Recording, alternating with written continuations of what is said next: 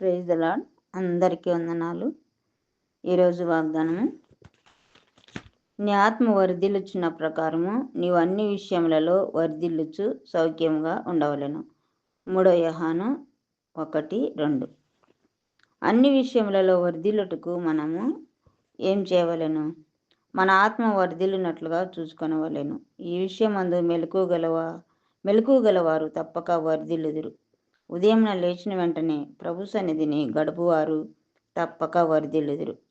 ఆయనకు మొదట స్థానం మనం హృదయములలో ఇవ్వాలి. అభివృద్ధి చెందుటకు పాపక్షమాపణ, రక్షణతో పాటు ఉదయకాల ప్రార్థన ఉండాలి. ప్రార్థనయే జీవము, ప్రార్థనయే జయము, ప్రార్థనే ఊపిరి. ప్రార్థన. ప్రియ ప్రభు,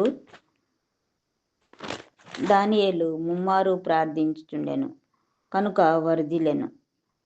మేము కూడా అన్ని విషయములలో వర్ధిల్లుటకు మొదట మా ఆత్మలను వర్ధిల్లినట్లుగా విసుకక, ఎడదెగక, పట్టుదలతో, రోషంతో ప్రార్థించుటకు మాకు కూడా శక్తిని, బలాన్ని నీ కృపలో అనుగ్రహించమని, ఈ దినమంతట్లో నీ కాపుదల, నీ భద్రతను మాకు అనుగ్రహించమని, ఆత్మానుసారం జీవించుటకు కృపనిమ్మని నా ప్రభు, నా రక్షకుడైన నజరేయుడగు యేసుక్రీస్తు శక్తిగల నామములో అడిగి పొంది ఉన్నాము నా పరమ తండ్రి.